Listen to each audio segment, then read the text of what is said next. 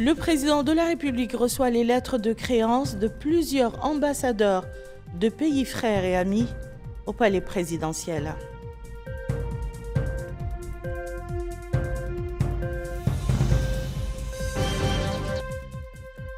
Le ministère de la Justice organise un atelier pour élaborer le cahier des charges de la réhabilitation du centre d'accueil pour enfants en conflit avec la loi.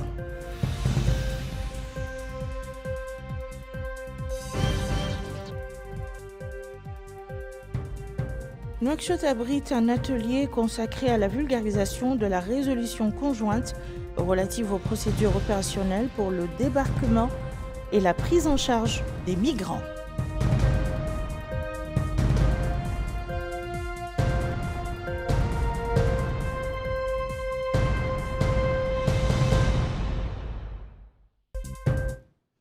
Madame, Monsieur, bonsoir et bienvenue dans le journal. Le président de la République, Monsieur Mohamed Cheikh El-Ghazouani, a reçu aujourd'hui au palais présidentiel de Nouakchott les lettres de créance de son Excellence Monsieur Bachir Abou Hattab en sa qualité d'ambassadeur extraordinaire et plénipotentiaire de l'État de Palestine auprès de la République islamique de Mauritanie. Ont assisté à la cérémonie de remise des lettres de créance Monsieur Nani Chrouqa, ministre chargé du cabinet du président de la République, le ministre des Affaires étrangères, de la coopération africaine et des Mauritaniens de l'extérieur, M. Mohamed Salim Ould-Merzouk, et M. Harouna Traoré, conseiller à la présidence de la République.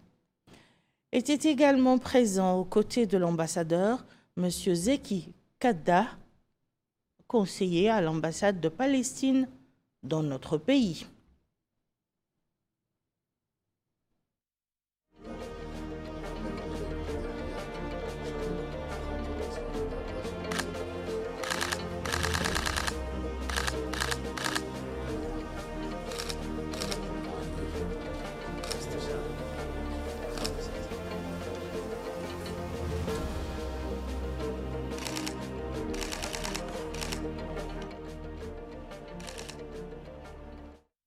Après la cérémonie de remise des lettres de créance, le président de la République a accordé une audience à l'ambassadeur palestinien en présence du ministre des Affaires étrangères, de la coopération africaine et des Mauritaniens de l'extérieur, M. Mohamed Salim Ould-Merzouk. À l'issue de la rencontre, le diplomate palestinien a fait une déclaration dans laquelle il a indiqué avoir présenté ses lettres de créance à son Excellence le président de la République, saluant le soutien et l'attention qu'il a reçus du président de la République. Il a ajouté qu'il aspirait à développer les relations bilatérales enracinées entre les deux pays frères, la Mauritanie et la Palestine, soulignant qu'il avait transmis à son Excellence le président de la République les salutations de l'autorité palestinienne.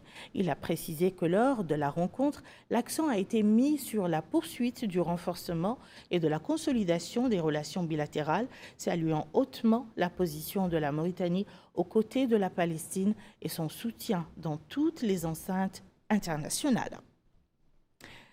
Le président de la République, M. Mohamed Cheikh El-Ghazouani, a reçu aujourd'hui au palais présidentiel à Nouakchott les lettres de créance de son Excellence M. Mamadou Ali Diallo en sa qualité d'ambassadeur extraordinaire et plénipotentiaire de la République de Guinée-Bissau auprès de la République islamique de Mauritanie.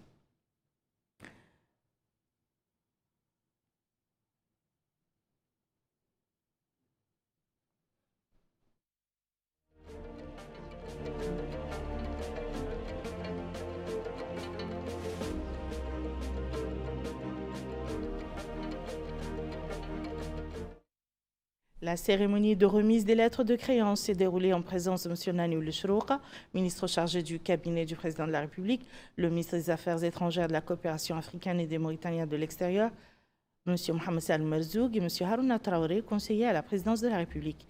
Étaient également présents aux côtés de l'ambassadeur M. Samba Kandou Ambalo, premier secrétaire à l'ambassade de Guinée-Bissau dans notre pays. Et après la cérémonie de remise des lettres de créance, le président de la République a accordé une audience au diplomate bissau-guinéen en présence du ministre des Affaires étrangères, de la coopération africaine et des Mauritaniens de l'extérieur, M. Mohamed Salim Ould-Merzouk. Et à l'issue de l'audience, le diplomate bissau-guinéen a fait la déclaration suivante. Écoutons-le. Être reçu par Monsieur le Président de la République islamique de la Mauritanie pour présenter mes lettres de créance comme ambassadeur extraordinaire et plénipotentiaire de la Guinée-Bissau. Et comme vous savez, entre Guinée-Bissau et la Mauritanie, il y a des relations séculaires, traditionnelles, que nous unissent. Les deux peuples, ce sont des peuples de frères. Je suis là aujourd'hui pour dynamiser la coopération entre Guinée-Bissau et la Mauritanie, pour faciliter toute question qui doit être posée pendant le parcours de la coopération. Et aussi, nous sommes très honorés que le président de la République a montré disponible de nous aider, de faciliter la situation de nos ressortissants qui sont ici en Mauritanie. Et comme vous savez, il y a un flux migratoire entre Guinée-Bissau et la Mauritanie. Et surtout, il y a beaucoup de citoyens de Guinée-Bissau qui ont choisi la Mauritanie comme leur seconde patrie, deuxième patrie. Et comme les Mauritaniens aussi en Guinée-Bissau, ils ont choisi Guinée-Bissau comme leur deuxième patrie. Alors, nous, on va travailler ensemble, les deux gouvernements, les deux pays vont travailler ensemble, unir les efforts pour faciliter la garantie de sécurité et de bien de la personne qui est accordée entre les deux pays. Le président de la République, M. Mohamed El Cheikh Ghazouani, a reçu aujourd'hui au palais présidentiel à Nouakchott les lettres de créance de son Excellence M. Eric Nyondou Kimbambe en sa qualité d'ambassadeur extraordinaire et plénipotentiaire de la République démocratique du Congo auprès de la République islamique de Mauritanie. La cérémonie de remise des lettres de créance s'est déroulée en présence de M. Nani Ould Chrouqa, ministre chargé du cabinet du président de la République, le ministre des Affaires étrangères, de la coopération africaine et des Mauritaniens de l'extérieur, M. Mohamed Salim Ould Merzouk, et M. Harouna Traoré, conseiller à la présidence de la République. Était également présent le conseiller à l'ambassade du Congo dans notre pays, M. Lonko Banko. Et à l'issue de la cérémonie de remise des lettres de créance, le président de la République a reçu le diplomate congolais en présence du ministre des Affaires étrangères, de la coopération africaine et des Mauritaniens de l'extérieur, M. Mohamed Salim Ould Merzouk. Au sortir de cette audience, l'ambassadeur de la République démocratique du Congo a fait la déclaration suivante. Nous avons été reçus donc, par son Excellence le président El Ghazouani en tant que nouvel ambassadeur extraordinaire et plénipotentiaire de la République démocratique du Congo auprès de la République islamique de Mauritanie.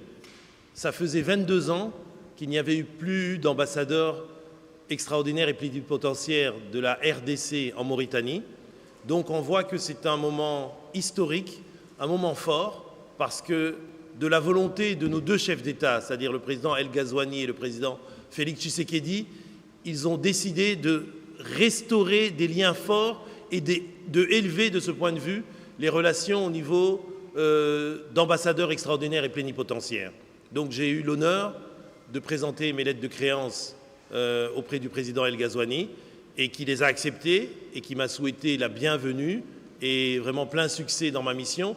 Et surtout, le président El Ghazouani a eu des mots très forts de soutien au peuple congolais pour essayer justement de restaurer la paix à l'est de la RDC, un pays qui vit malheureusement une crise sécuritaire depuis des dizaines d'années. Et le président El Ghazouani, qui l'avait déjà dit à son homologue et frère, le président Tshisekedi, lors de sa visite en 2024, il l'a redit aujourd'hui qu'il accompagnera toujours le Congo pour que la paix puisse régner et qu'ainsi le développement puisse bénéficier à la population congolaise. En tout cas, nous avons pour mission de renforcer les relations entre les deux pays et de faire en sorte que la RDC et la Mauritanie puissent travailler de concert sur tous les agendas de développement, de paix et de préservation aussi de l'environnement au niveau de l'Afrique et dans le monde. Le président de la République, M. Mohamed El Cheikh Ghazouani, a reçu également aujourd'hui au palais présidentiel de Nouakchott les lettres de créance de son Excellence M. Emmanuel Besnier en sa qualité d'ambassadeur extraordinaire et plénipotentiaire de la République française auprès de la République islamique de Mauritanie. La cérémonie de remise des lettres de créance s'est déroulée en présence de M. Nani Ould-Chrouqa, ministre chargé du cabinet du président de la République, le ministre des Affaires étrangères, de la coopération africaine et des Mauritaniens de l'extérieur, M. Mohamed Salem Ould-Marzouk, et M. Harouna Traoré, conseiller à la présidence de la République.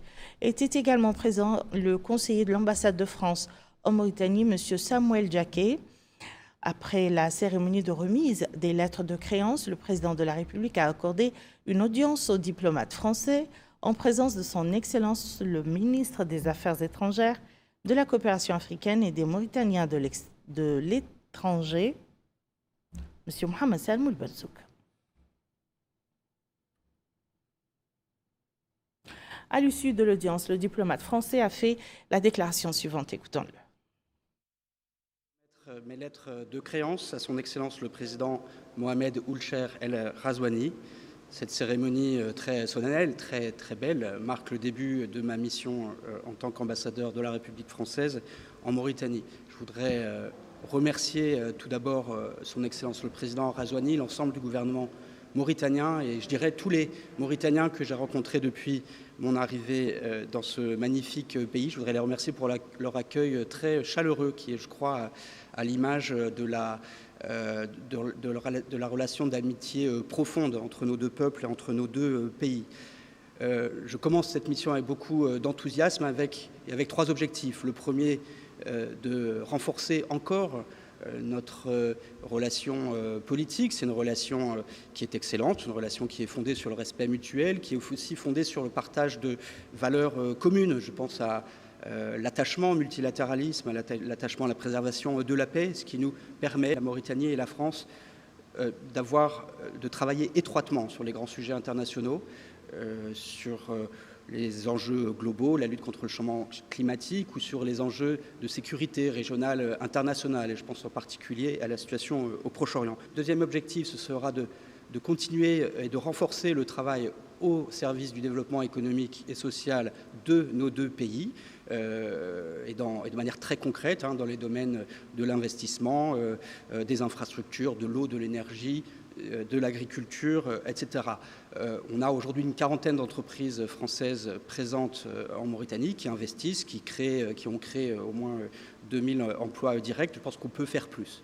Puis s'agissant des engagements financiers de la France, on a considérablement augmenté en fait ces dernières années les engagements en particulier de l'Agence française de développement, mais aussi avec de nouveaux instruments via par exemple le Trésor français. À cet égard, vous vous souvenez qu'il y a 2 semaines à peu près, son Excellence le Président Ghazouani a posé la première pierre du projet d'Aftout pour l'approvisionnement en eau de la ville de Nouakchott. Eh bien, voilà, typiquement, ce projet a fait l'objet d'un soutien de l'État français à hauteur de 42 millions d'euros. C'est un exemple très concret de notre appui au développement au profit de tous les Mauritaniens. Et puis, troisième et dernier objectif, c'est de poursuivre notre travail en faveur du renforcement des liens humains entre nos deux peuples.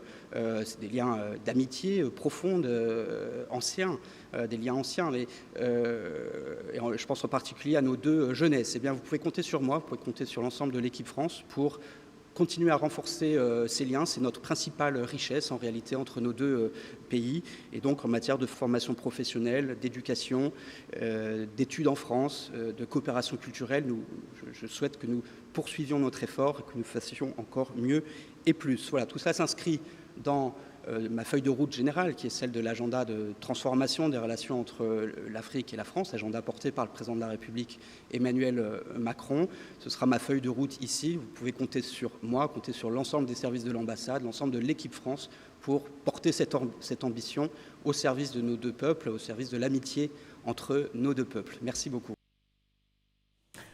Le Premier ministre, M. El Mokhtar Ould Djaï, a présidé aujourd'hui dans la salle de réunion de la primature une réunion consacrée à la mise en œuvre des recommandations du rapport général annuel 2022-2023 de la Cour des comptes. Ont participé à cette réunion les ministres sectoriels et les directeurs généraux des institutions concernées par le rapport de la Cour des comptes. Le Premier ministre a indiqué que cette réunion s'inscrivait dans le cadre des instructions du président de la République, M. Mohamed El Ghazouani, qui a demandé au gouvernement de mettre en œuvre rigoureusement promptement et intégralement les recommandations du rapport général annuel 2022-2023 de la Cour des comptes. En application de ces instructions, le Premier ministre a demandé aux ministres et directeurs généraux présents, chacun en ce qui le concerne, de soumettre un rapport au plus tard le vendredi 16 octobre. Ce rapport comprend d'une part un plan d'action assorti de dates précises pour la mise en œuvre des recommandations, la résolution des irrégularités constatées et la mise en œuvre des réformes nécessaires, et d'autre part une liste des responsables des erreurs de gestion identifiées par la Cour, ainsi qu'une proposition de sanctions appropriées. Il a également instruit les ministres et les directeurs généraux d'imposer immédiatement les sanctions relevant de leurs compétences et de soumettre la liste des sanctions relevant de la compétence du Conseil des ministres. Le président de la République a donné des instructions exigeant un suivi continu de la mise en œuvre des plans d'action sectoriels visant à remédier aux déficiences constatées. Il a également instruit les ministres concernés de soumettre au Conseil des ministres des données sur l'état d'avancement de leur mise en œuvre.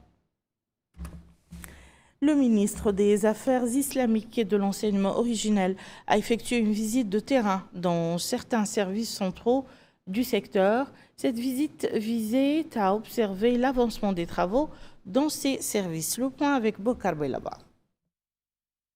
Sur place, le ministre des Affaires islamiques et de l'enseignement originel, El Vadili Ould Sidati Ould Ahmed Loudi, a été édifié sur le fonctionnement des départements de mosquées de Mahadra, la direction de l'orientation islamique, la direction des médias et des affaires de publication, la direction des instituts régionaux et privés, la direction des technologies de l'informatique et de l'archivage électronique, l'imprimerie du Saint-Coran et la cellule nationale de lutte contre l'extrémisme. Au cours de ces différentes étapes, il s'est informé des difficultés auxquelles ces administrations sont confrontées et les stratégies mises en œuvre pour plus d'efficacité et d'efficience. Le ministre des Affaires islamiques et de l'enseignement originel, El Vadili Ould Sidati Ould Ahmed Loudi, a déclaré que le président de la République, M. Mohamed Rouchia Al-Ghazouani, accorde un grand intérêt aux affaires islamiques et à l'enseignement originel. Et cela doit se refléter dans la performance et l'efficacité du secteur, appelant les responsables de ces services davantage d'efforts et de dévouement pour faire progresser les affaires islamiques et l'enseignement originel. Le ministre a également tenu une rencontre avec les responsables des directions. Il les a exhortés à faire preuve d'efficacité pour que le secteur soit dans une position dynamique et la nécessité de se conformer aux directives du président de la République, exigeant le travail d'équipe, le respect des horaires de travail, la lutte contre la mauvaise gestion des deniers publics, entre autres. Le ministère de la Justice a organisé ce matin à Nouakchott un atelier visant à élaborer le cahier des charges pour la réhabilitation du centre d'accueil pour enfants en conflit avec la loi. Le centre occupe une place centrale dans le système de protection judiciaire des enfants, offrant une éducation au milieu semi-ouvert et un système d'éducation et de surveillance correctionnelle. Rahma Ba. Cet atelier, consacré à l'élaboration du cahier des charges pour la réhabilitation du centre d'accueil des enfants en conflit avec la loi, vise à poser les bases d'une restructuration complète de cette structure essentielle du système de protection judiciaire des mineurs en Mauritanie.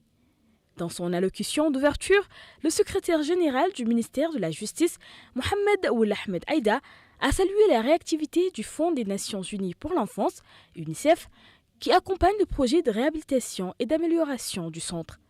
Il a rappelé que le ministre de la Justice, à la suite d'une récente visite, a donné des instructions pour accélérer le processus. Le responsable a souligné l'importance d'une prise en charge adaptée des enfants, estimant qu'elle constitue un pilier fondamental pour construire une société équilibrée. Il a également insisté sur la nécessité d'un encadrement particulier pour les jeunes dont le parcours éducatif est menacé par une séparation familiale. Il a rappelé que le centre joue un rôle clé dans le dispositif de protection judiciaire des mineurs en assurant la mise en œuvre du système d'éducation semi-ouverte et du régime correctionnel d'éducation et de surveillance.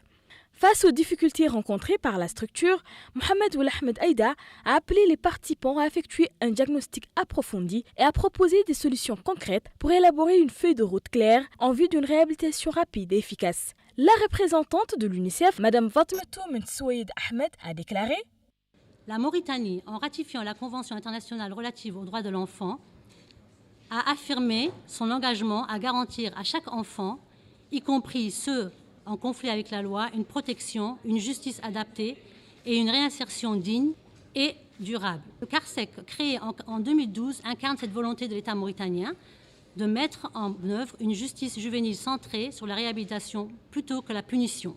Nous saluons les efforts du ministère de la Justice et du ministère de l'Action sociale de l'enfance et de la famille, le MASEF, à travers les CEPIS, pour leur engagement conjoint pour une meilleure prise en charge et accompagnement des enfants en conflit avec la loi, en distinguant bien sûr les besoins des filles et des garçons. Je vous invite à faire de ces 2 journées un espace de dialogue franc, de réflexion constructive et d'engagement collectif. Ensemble, nous pouvons bâtir un centre rénové, conforme aux standards requis, plus efficace et véritablement centré sur l'intérêt supérieur de l'enfant. La cérémonie d'ouverture s'est déroulée en présence du procureur général près la Cour suprême, de l'inspecteur général de l'administration judiciaire et des prisons, ainsi que de plusieurs responsables du ministère de la Justice. Nouakchott a abrité ce matin un atelier consacré à la vulgarisation de la résolution conjointe numéro 00591 relative aux procédures opérationnelles normalisées pour le débarquement et la prise en charge des migrants.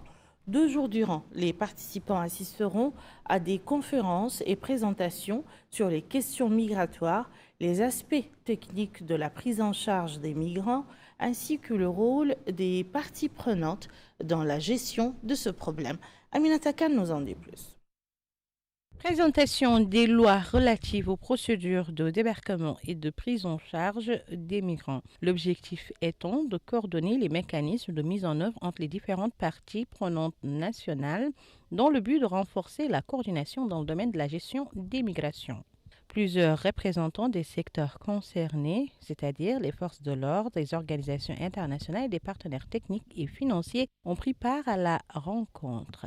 Le secrétaire général du ministère de l'Intérieur, de la décentralisation et du développement local, Abderrahman Oulel Hassan, a d'emblée rappelé que notre pays a adopté 2 résolutions conjointes, dont celle 590 et 91, qui représentent un changement dans l'organisation et la coordination des efforts de recherche et de sauvetage maritime, en plus de la prise en charge des migrants. Il a ajouté que la résolution numéro 990 comprend des procédures opérationnelles standards liées à la recherche, au sauvetage et aux soins des migrants en mer, tandis que celle de 91 aborde des procédures opérationnelles liées au débarquement et aux soins des migrants, affirmant que l'élaboration et la mise en œuvre de ces 2 décisions s'inscrivent dans une vision nationale globale visant à unifier les procédures et à renforcer les capacités institutionnelles et techniques dans le domaine de la gestion des migrations et de la protection des vies humaines.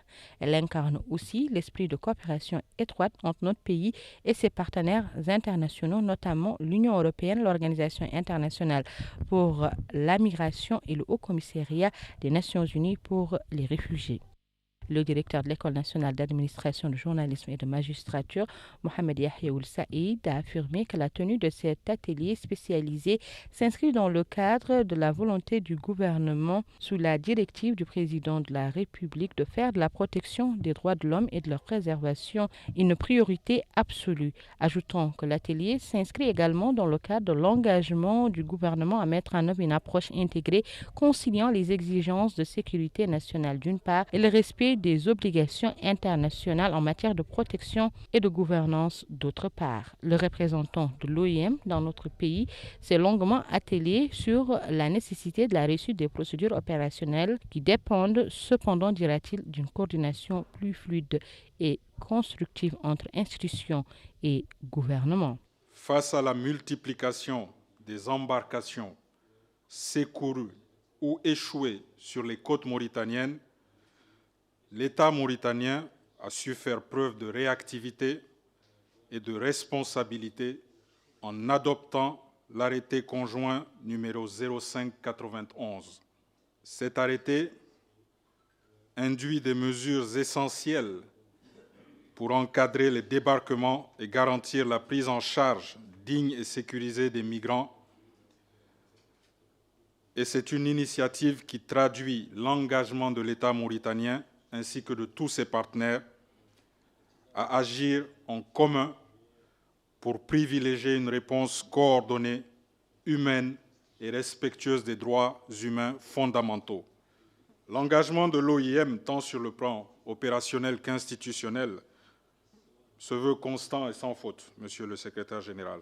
Ensemble, j'espère que nous pourrons poursuivre nos efforts pour renforcer la coopération, améliorer les pratiques locales et bâtir des perspectives durables au service de la protection et de la dignité humaine.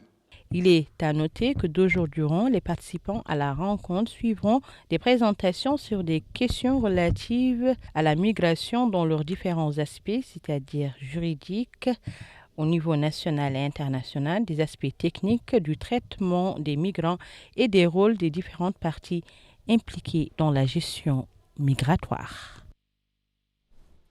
L'atelier de revue à mi-parcours du projet d'appui au développement et à l'innovation dans le secteur agricole en Mauritanie a débuté aujourd'hui à Nouakchott. Cette revue vise à élaborer des propositions concrètes pour combler les retards dans la mise en œuvre des activités du projet et rationaliser l'utilisation des ressources allouées, garantissant ainsi la réalisation des objectifs de développement du secteur agricole et de renforcement de la sécurité alimentaire nationale.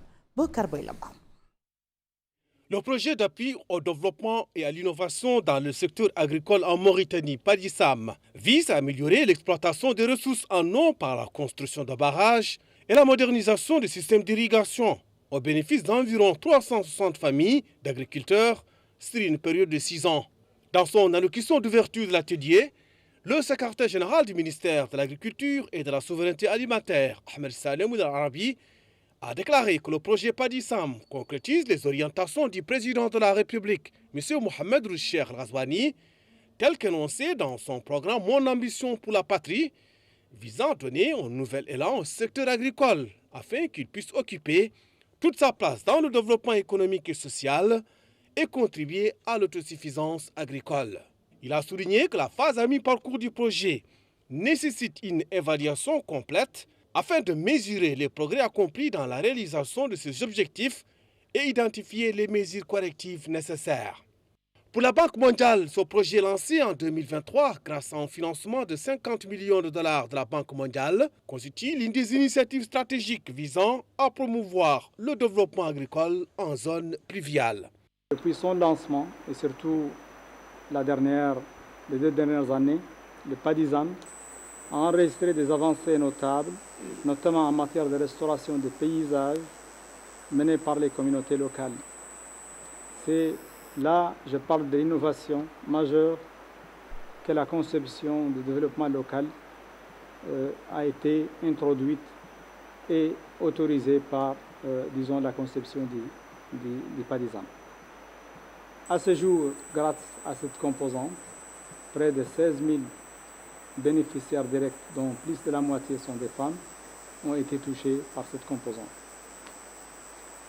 Ces résultats s'illustrent à travers la mise en œuvre efficace de plans de gestion intégrée des paysages, la réhabilitation en cours des infrastructures hydro-agricoles, quelques barrages au Brakna, au Gorgol et à Nassaba, pour renforcer les capacités locales de certaines coopératives féminines et de certaines communautés villageoises dans les zones ciblées. Pour rappel, le projet PADISAM vise à développer l'agriculture et l'élevage en zone pluviale dans 32 communes réparties dans 6 mouqata des vilayas du Gorgol, de la Saba et du Brakna.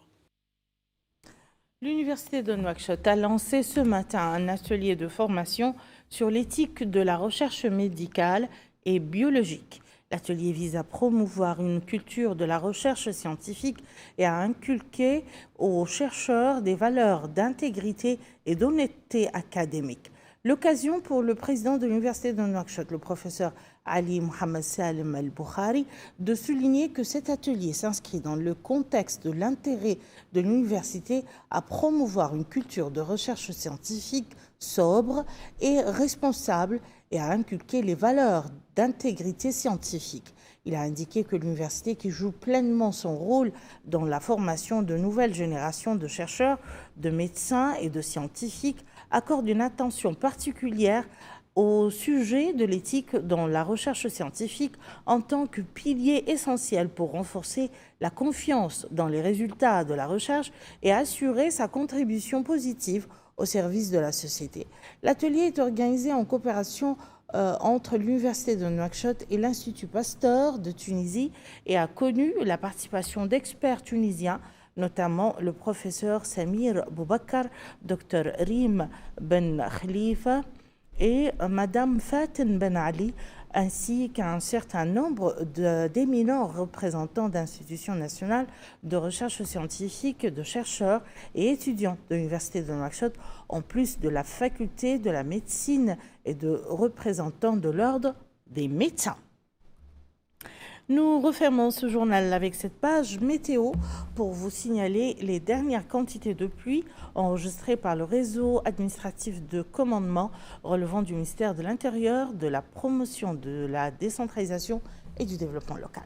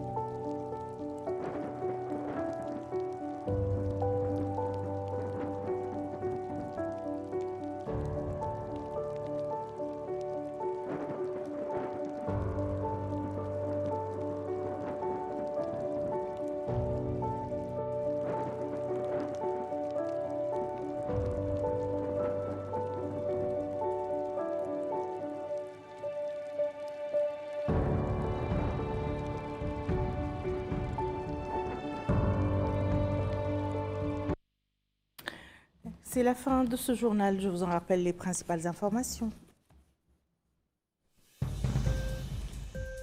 Le président de la République reçoit les lettres de créance de plusieurs ambassadeurs de pays frères et amis au palais présidentiel.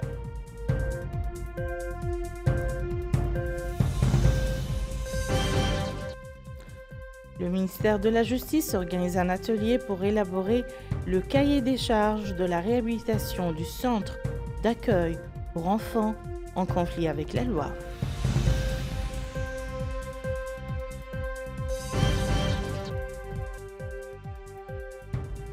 Et Nouakchott abrite un atelier consacré à la vulgarisation de la résolution conjointe relative aux procédures opérationnelles pour le débarquement et la prise en charge des migrants.